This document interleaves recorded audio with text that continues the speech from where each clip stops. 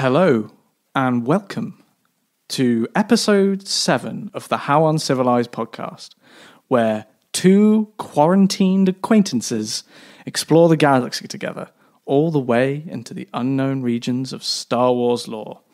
Again, this episode, or episodes, we've split it into two parts, so you will be listening to the first part right now, which is episode 7, and without further ado, please enjoy.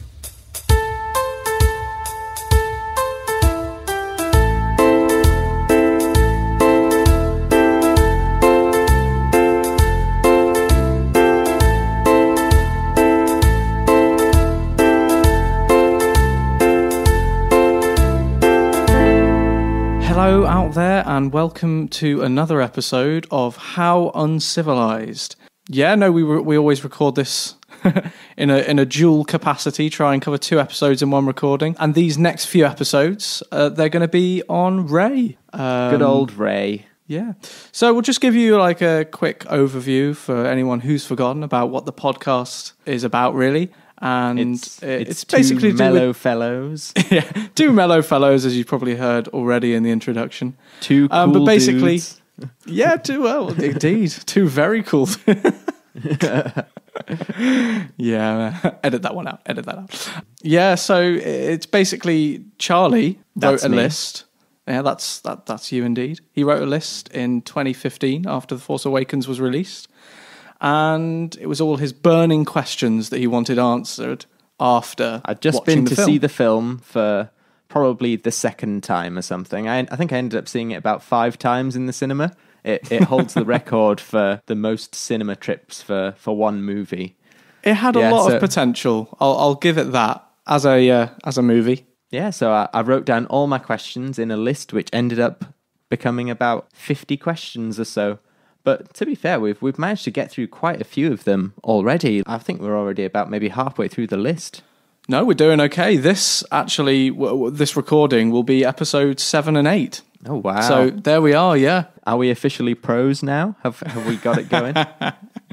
I think we need at least 20 before we're considered anything near pro. Or even semi-pro, you know. So yeah, as I say, today is all about Rey. Rey Palpatine or Rey Skywalker, whichever you prefer. Yeah, whichever, if you want to steal a name from somewhere, go ahead. Just throw it in there, whatever you fancy. The questions are as follows that we're going to look at today. So Charlie has very professionally split them up into 4 subcategories. Yes, like I did with the Luke questions, because that seems like a good way to cover a fair few questions, but quickly. It seems pointless to spend loads of time on questions which are essentially asking the same thing. Exactly. So we group them so we can answer them quickly and avoid any fluff, I suppose. Relatively quickly. Yeah, an hour and a half later. So yeah, the first one's Rey's time on Jakku. How did Rey survive on her own from childhood to adulthood with no supervision? And so there's one question in that one.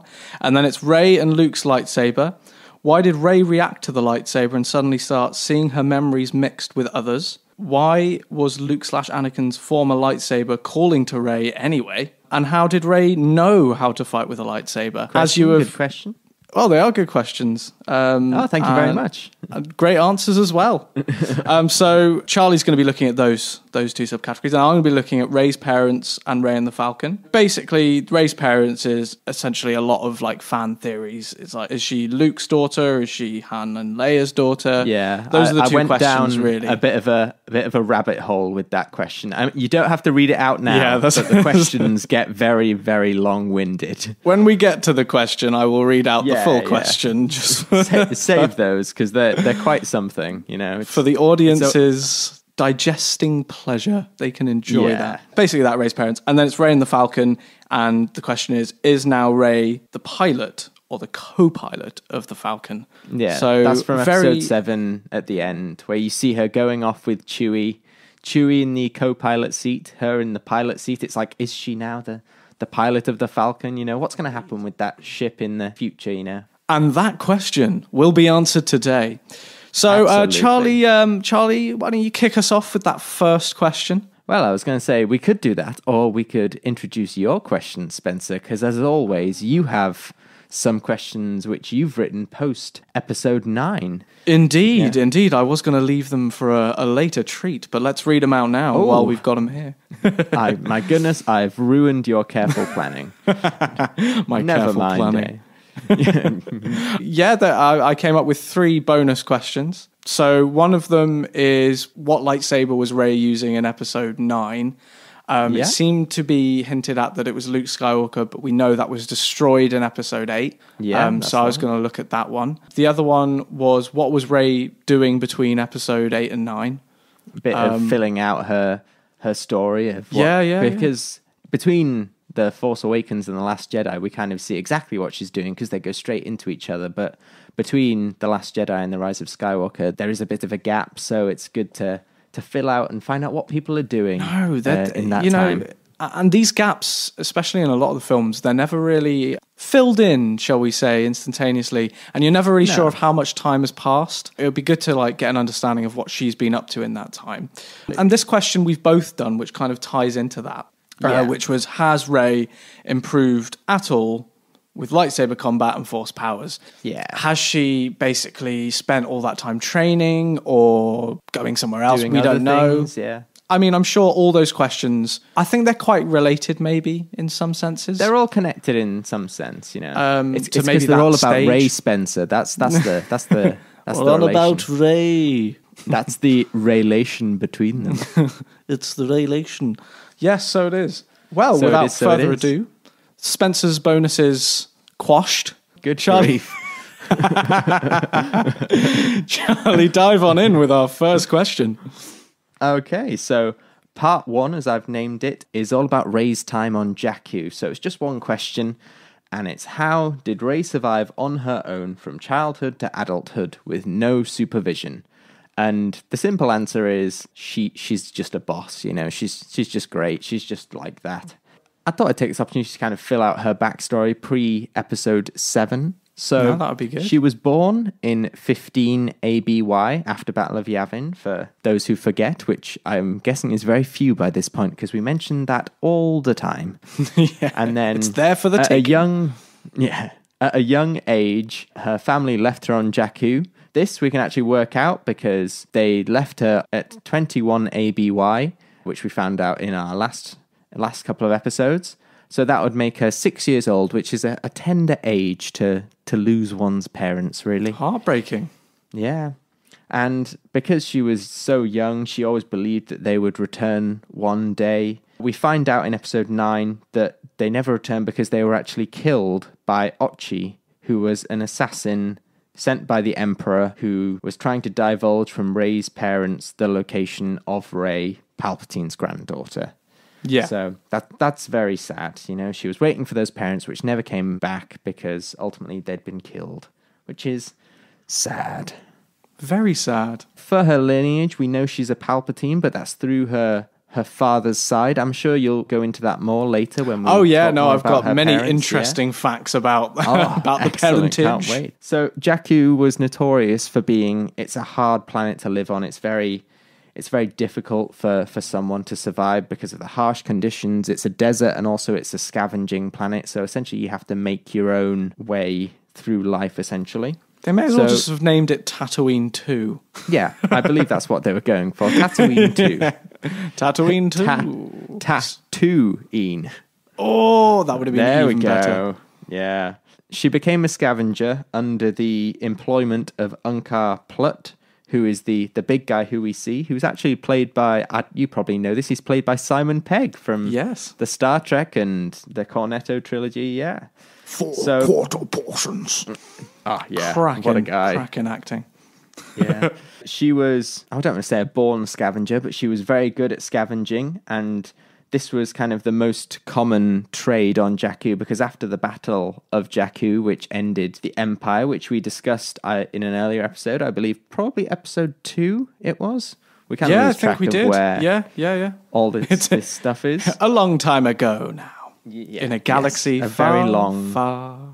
This scavenging she did, it would result in her being able to collect food from Unkar Plutt. That was essentially how the system worked, was she would scavenge parts and be paid for it in food. She learnt that the best parts to scavenge were bits which could be refurbished and applied straight back into things like spaceships and other technology. Yeah. So she kind of excelled in, like we saw in The Force Awakens, going Just into repairing stuff. Ships, repairing things, all that good stuff. No, she was good at that. She's quite the tinkerer. Absolutely, yes. She also discovered in this time that she worked best alone. There were other people who kind of, for example, Unkar Plutt needed her to do a job, but she was much better just being left to it. She didn't need anyone's help. She was very independent. On the subject of Unkar Plutt, he was essentially the main reason for her survival. He realized he was a good scavenger and that she worked well on her own. So therefore, he kind of made sure, in order for him to succeed with getting loads of spare parts, she was kind of left to it. So he would do things like discouraging people from messing with her. So even though he was not necessarily a paternal figure to her, he took care of her in the sense that he made sure she was still able to just get on with her job, really. Yeah, no, how very honourable. I mean, it's kind of honourable. It's also kind of selfish, but, you know. It's kind of like a... It meant she survived. It's kind of like a pimp, to be honest. Yeah, essentially that's what he was. He was just a pimp. He's just a pimp. Yeah. She became notorious on Nima Outpost, which is where Plutt's base of operations was located, and she also became very proficient in the use of her quarterstaff to defend herself, and also just as a general item of combat. And yeah, that was impressive. Her use of that staff in The Force Awakens was... It was very cool. Like, it was good to see her be able to take care of herself on the planet, because that would make sense. Of somewhere as hostile as Jakku, you do need to be able to look after yourself, otherwise you just wouldn't succeed. Well, definitely. She couldn't just turn up and be like, "Oh, my dear, help me, help me." I don't think it would have gone down as well. No, it needed a new kind of heroine for a more updated time. Yeah, definitely. Yeah. On Jakku, she made her home in an AT-AT, and just a little tangent, I didn't realise that AT-AT actually stood for something. It stands for All-Terrain Armoured Transport. I didn't know it stood for that, so that's something I've learned today.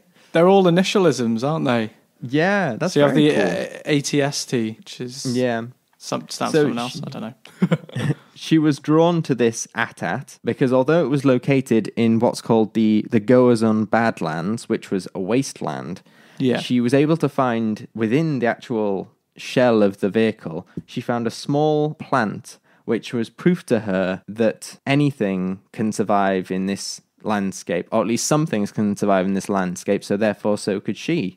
Wow, that's and very this led on to a nice little habit that she had of collecting plants, which, that's actually nice. Really nice. Yeah, I feel like they don't explore wholesome. that enough. No. her interest in the horticultural. Yeah, a botanic history of Star Wars. Yeah. Oh, that would be good. And she collected those plants because it kind of showed to her that beauty could be found anywhere, even on somewhere as remote and as harsh as Jakku, that's very nice. Or that beauty can be hoarded anywhere. Absolutely. Beauty can be controlled wherever you are. Yeah. She kept track of how long she was on Jakku with her terrible tally counting system.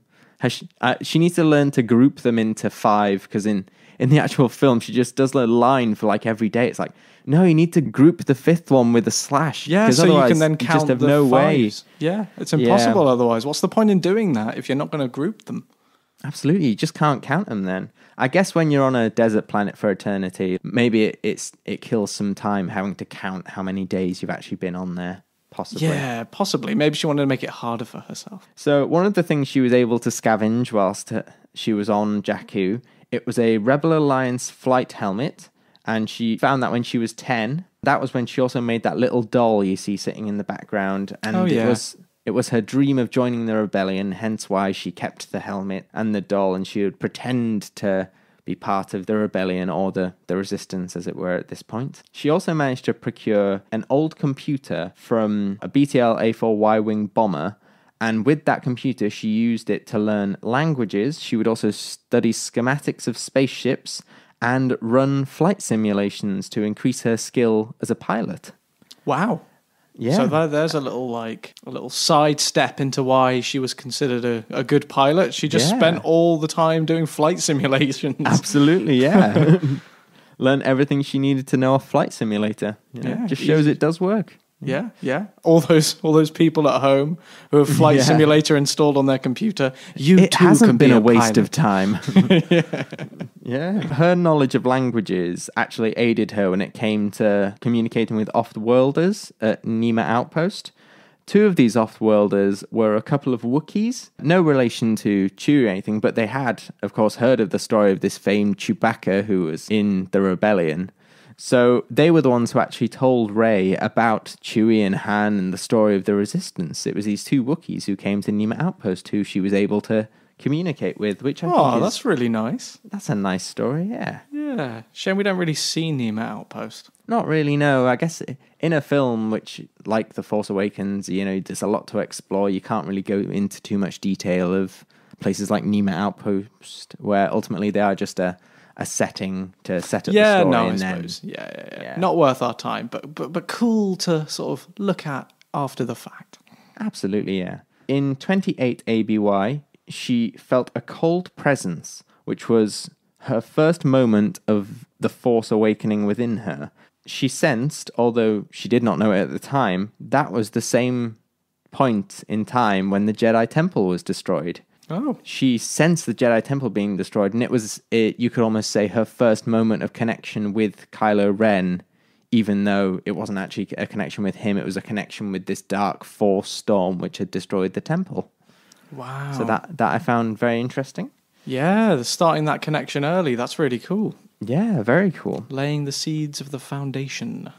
Yeah. So there's a few things I'm going to kind of skip over here just because they're not essential reading. It's one of those things of I can point these out, but we can delve more into them later, perchance. But she had a few different adventures on Jakku.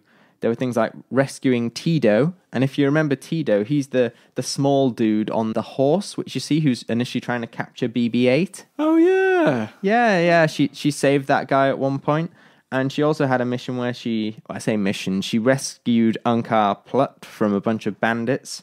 So she had those little adventures which kind of proved her abilities and her worth, essentially. Yeah. Yeah, but then he's ruthless because he only gives her 4 quarter portions. Absolutely, it's quite harsh. 1 quarter portion. 1 quarter portion.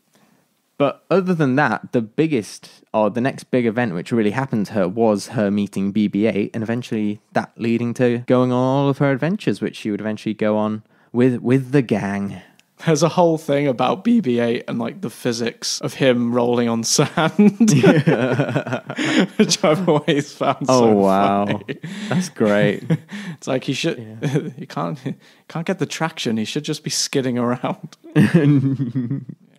Yeah. So to sum up that first question, a pretty simple one of just what she's been doing on Jakku. She was protected by Unkar Plutt, which was ultimately the reason for her survival, was she had that protection of that character. Yeah. She worked as a scavenger. She excelled as a scavenger, which meant she continued to be of use to Unkar Plutt, hence why he kept her around. She was able to learn self-defense, which would prove very useful. And she also collected plants, which is, isn't that nice? That's quite heartwarming. Yeah. Finally, she became a pilot using Flight Simulator, which, good for her. Hope for all. There is hope. There's hope for everyone. Just got to find that A-wing in the back of your garden, jump on in, have a fly around. Have a little fly around on the Flight Simulator. That was a cool little insight into Rey's background. Yeah. To be honest, that's the whole, that bit of being on Jakku, I don't know, I didn't really see as very that much interesting, but there was a lot going on there to sort of fill in the story. There was definitely some little fun tidbits to talk about. Ultimately, although it's a harsh life, it would have been quite a boring life, I think. That would be the main thing to take away from it, is that the kind of rinse and repeat life of just going, scavenging, coming back, trying to get food, it can be really grating on someone, and the fact that she was able to remain positive throughout it, I really think speaks to the nature of her character. Yeah, she was quite a strong character, I think. Yeah, a very strong character. For her to be, I don't know, because she wasn't as abrasive as I was expecting. No. Like you were saying, because her upbringing would imply a more shielded person to themselves, not really wanting to let anything in, but she was very open to a lot of people quite a quick amount of time. She I guess maybe it's to do with the fact that she was abandoned. She just wanted, I don't know, she wanted a family. She wants a family. She wants to be part of something bigger than herself, really. Like when she first meets Finn and she attacks him, that's kind of what I thought she was going to be like with most people. But as soon as he says, "Oh, I'm with the Resistance," it kind of immediately changes, and her aspiration to be part of the Resistance immediately made her suddenly feel like, yes, this is a journey I want to go on. Yeah. So that's all there is for question 1. After thinking about one for that matter. After thinking about that, we should definitely do a special on accents in the Star Wars universe. Yeah, because I know because basically accents are made up. You basically gain an accent from where you're born, like a region or a place or a country. Yeah, and it's just really weird how all the accents. I don't know, how American accents and British accents, in that sense, are they're used on the same planet. And you could apply a regionalist aspect to it, but she was raised by aliens. Why isn't she speaking some aliens? Anyway, I won't go into this, but we should definitely do a special on that one. Yeah, it's I'd say that's more of a flaw with Star Wars in general as opposed to this film. Oh yeah, no, definitely. I'm merely just picking accents on this bit because why do the good guys have American accents, the bad guys have British accents? It would be very interesting to go into. I would enjoy that very much. Definitely, and we shall. But alas, we have very many questions to get through on Charlie's list. But for now, we move on to part 2, which is, it's a set of 3 questions, and it's all about Rey and her relationship with Luke/Anakin's lightsaber. So question 2 is, why did Rey react to the lightsaber and suddenly start seeing her memories mixed with others? Question 3, kind of similar to question 2, why was Luke/Anakin's former lightsaber calling to Rey anyway? And question 4, how did Rey know how to fight with a lightsaber? So the simple answer to this, which I've put, is because she's a Palpatine. All this stuff happens because she's a Palpatine. Because of Palpatine. It's all the Palpatine. Basic answer, it's just Palpatine. It's all about Palpatine. It's always Palpatine. That's the answer to every question today. Just Palpatine. Yeah. Basically, yeah. So I thought I'd answer question 4 first, because it's most related to part 1 in terms of how did she know how to fight with a lightsaber? Well, as we discussed in part 1, she was adept in self-defense and being able to look after herself. So a lot of her skill, which she had with the lightsaber, came from the fact that she was good at using a staff. And although the weapons themselves are different in terms of how you use them, having some knowledge of self-defense meant that she was able to not be a complete novice with a lightsaber when she got to use it. So yeah, they did set her up with a good combat understanding, I think. Yeah, it didn't feel completely jarring in terms of suddenly she was able to fight with a lightsaber. It's well, she was able to fight anyway. It's not like she was completely useless. Can't be that much of a difference. Yeah, so in terms of that actual fight in episode 7, which I'd talk a bit about, she does start the fight being very defensive, and that's kind of how she fights. It's quite a defensive style, and Kylo Ren is definitely on the attack a lot. It's only when she remembers to use the Force and embrace the Force that she was eventually able to beat or best Kylo Ren in that fight. You also have to remember that, as we discussed in the Kylo Ren episodes, that Ren was very vulnerable at this time. He had both a physical and emotional injury, so he definitely wasn't bringing his A game at this point. No, definitely not. Yeah, very self-defense skills mixed with the Force meant that she was actually able to beat Ren with a lightsaber, which should have been his game, his game, set and match. Yeah, she was really impressive in that one, I think. Yeah. I mean, there are aspects of lightsaber combat compared to actual staff combat, which I would probably want to nitpick on, because lightsabers, I mean, they're lighter. They are a lot lighter. Yeah. So the combat there is sort of difficult to envisage her fighting with a lightsaber in the same way she would a staff. I think it would take it a lot of getting used to begin with, and I don't feel like she actually, had that time to do that. She just suddenly started using it, and yeah. So I have my issues with it. I obviously she is a competent fighter, but yeah, I do think. I mean, I have a lot of issues with the way they make lightsabers seem really heavy in the new trilogy. Yeah. It kind of harkens back to, in the original trilogy, in episode 4, George Lucas gave a kind of instruction to Mark Hamill that like lightsabers were really heavy, and it was kind of like the idea of it was almost like wielding a great sword. So it's like you had to use 2 hands, you couldn't take a hand off. The prequels kind of moved away from that. Well, even the episode 5 and 6 moved away from that a bit more. Yeah, but then definitely. As soon as you get back to episode 7, they've gone back to the idea, it seems, that lightsabers have a weight to them. They have a gravitas and an energy that you need to put behind them, when actually they should be light, because it ultimately is just a metal hilt with a beam that doesn't weigh anything because it's light. Exactly. I mean, the clue's in the name. I don't know. But yeah, I mean, that again can be another episode as well. Yeah. Going on about lightsaber combat throughout the all the films. All the films, not just the new trilogy. You know? Exactly. We can do more than just this one. Going into questions 2 and 3, which were all about her visions and why she had them. Yeah, they were weird visions. Yeah, I'll just set up the context for these visions. I'm sure we all remember them, because it was...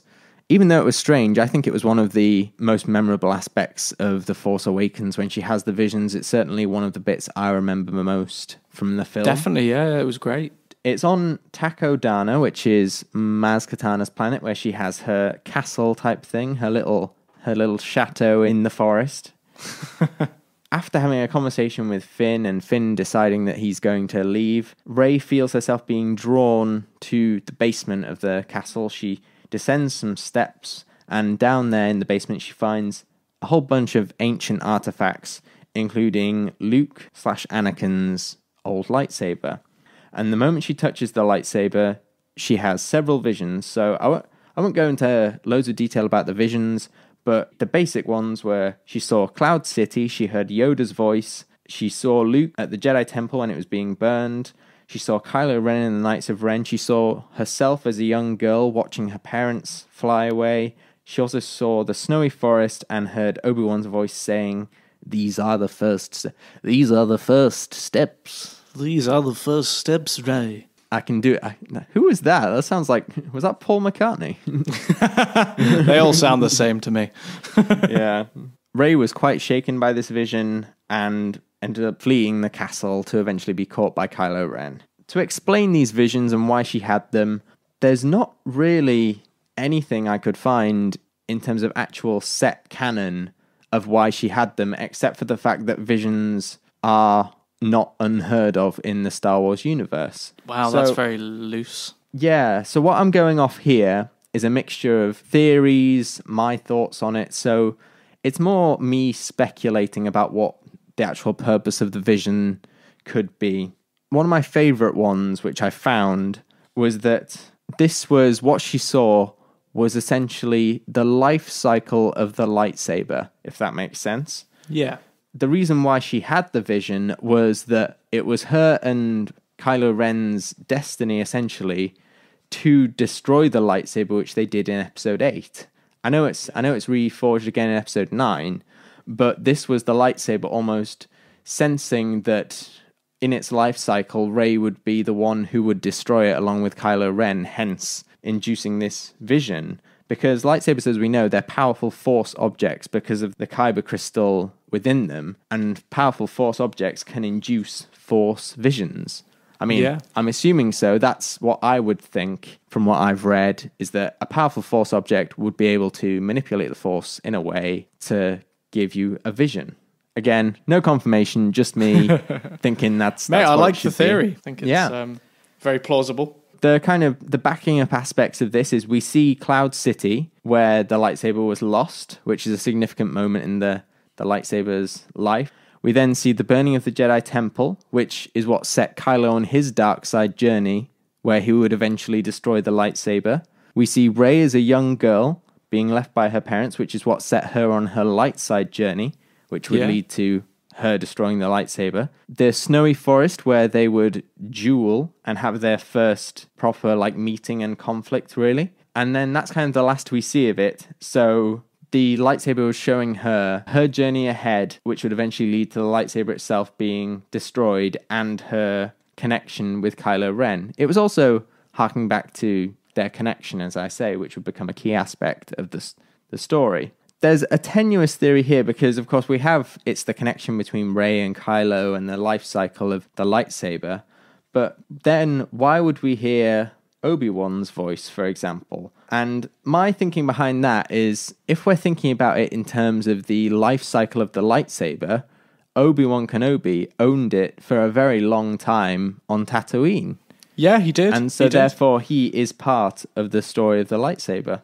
So nice tie-in that's kind of my theory, but I've written here, what do you think, Spencer? Because of course that is just a theory, so I'd love to hear your thoughts about that. What your kind of interpretation of the visions are. Yeah, I mean, personally, I think that, your interpretation is a pretty good one. I mean, I just think it's sort of... Oh, well, thank you. Yeah, no, I mean, to be honest, I can't come up with a better theory other than I think objects are touched by the Force. Mm-hmm. So you have, like, everything has, like, what you could consider an echo of the Force in it. Like, yeah, certain things that have had quite emotive memories on them have, in a way, been touched by the Force. So there are a lot of things, that you can sort of look at in all of the trilogies, and you can see that they are sort of like Force points. Yeah. Things that have... So, I that theory of...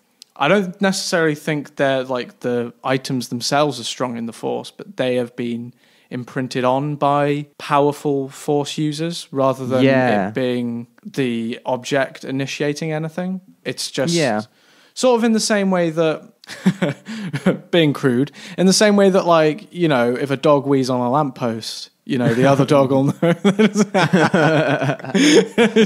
Yeah, you're right. That was very crude. And very non-informative, but you kind of get where I'm coming from with that. It's a theme throughout the trilogies that there are objects which have been touched on by the Force, and that lightsaber is definitely probably the biggest one of them all, really. Yeah, it's a very good theory. I mean, for me, the visions. Looking at it from like a canonical point of view, obviously the visions were harking to something bigger. Yeah. But I think it was really just an excuse for J.J. Abrams to put in like a huge nod to all the original trilogy, really. Yeah. That's essentially what it was in terms of the context of the film. It was definitely harkening back to other elements of Star Wars. But I think your theory is quite spot on there. We should publish it. Oh, thank you. I don't think I can take full credit for it because it is thoughts which have been going around the internet, and I would hate for anyone to think that I'd created them myself. Did I just break up then? Yeah, I think I lost you for a bit. Oh dear. Well, that's just the joys of the interweb. Yeah, I didn't hear anything you just said, but I'm assuming it was golden. I don't know if you can hear me now, but it was really just to say that we're in quarantine at the moment, so we're doing this over the interweb. So it's just the joys of having to suffer the odd fluctuation in Wi-Fi signal. We're relying on Wi-Fi speeds, which are the same bits of Wi-Fi that everyone else is relying on currently. So they come in spits and starts. Or fits and starts, whatever the phrase is. Oh, well, we'll take them as they come. Absolutely. Thanks for listening to episode 7 of How Uncivilized. If you've enjoyed this, be sure to listen to all previous episodes and look out for part 2 coming next week. You can find us on Spotify, YouTube, SoundCloud, Reddit, and Apple Podcasts. How Uncivilized was created, produced, and edited by Charlie Feasby and Spencer Lawrence. Goodbye there.